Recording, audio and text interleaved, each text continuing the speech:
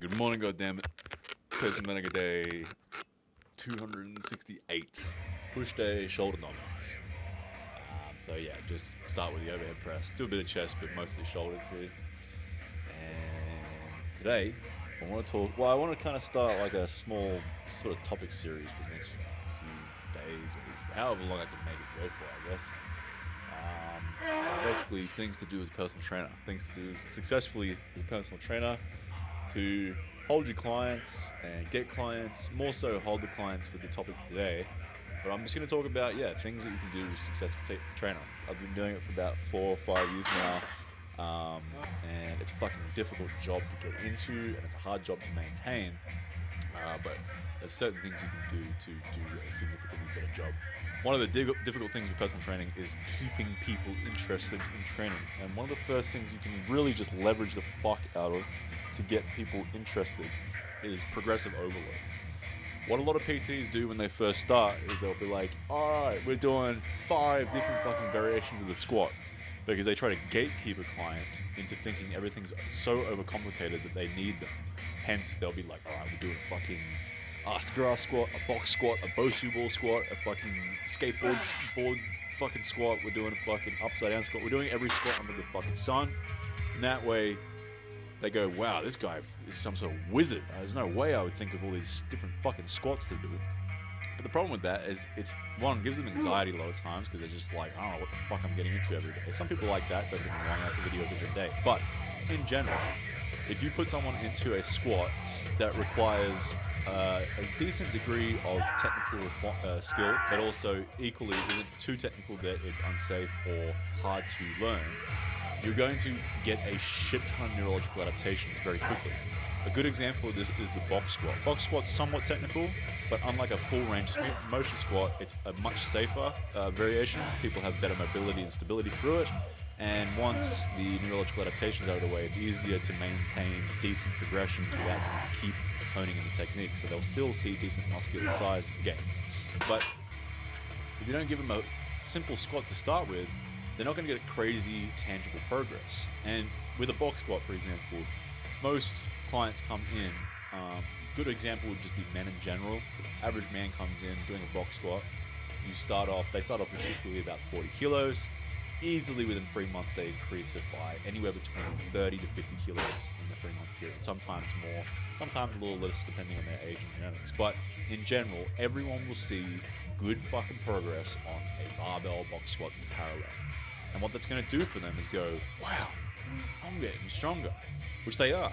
Part of it, again, if you are a PT, then you know, or if you're a good PT at least, you'll know that that's very heavily neurologically, dependent.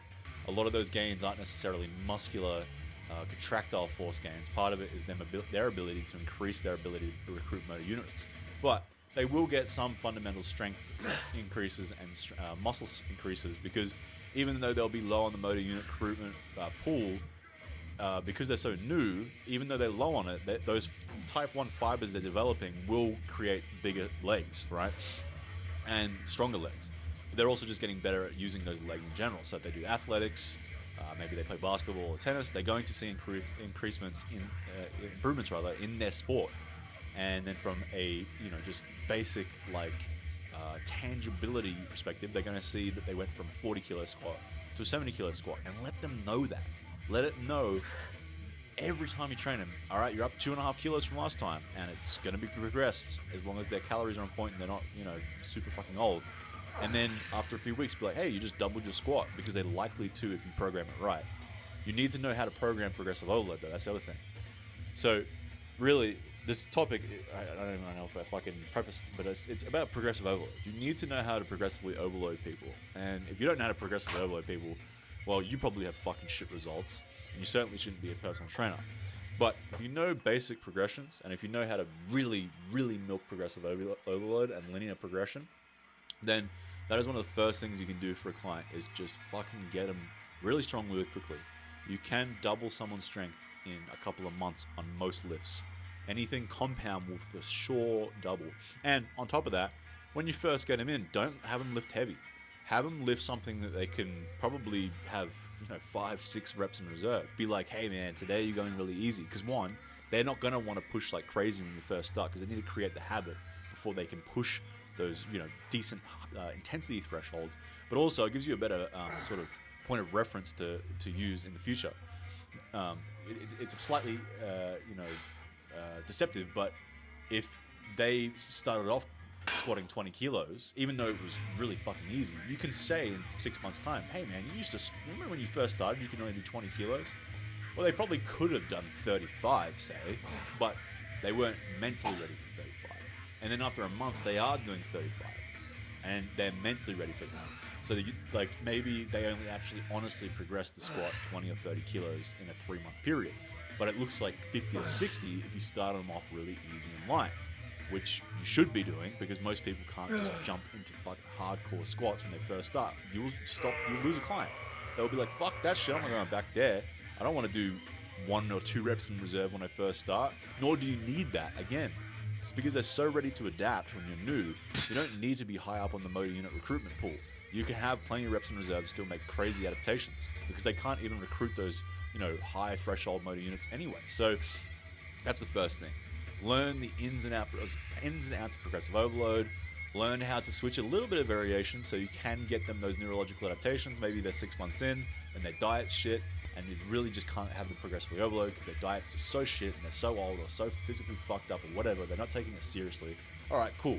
Then do a bunch of different variations to give them a bunch of new neurological adaptations, because you're going to want to keep that person for a little longer. But anyway, for the most part, be honest and just give them one exercise that they can honestly progressively overload on for at least the first few months.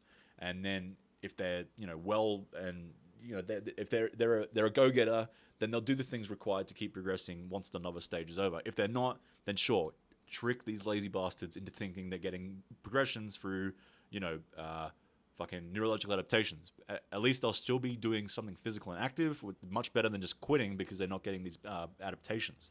Anyway, that's it for today. Progressively overload and make it quick, because people want to be strong quick, and that will make them keep coming to you.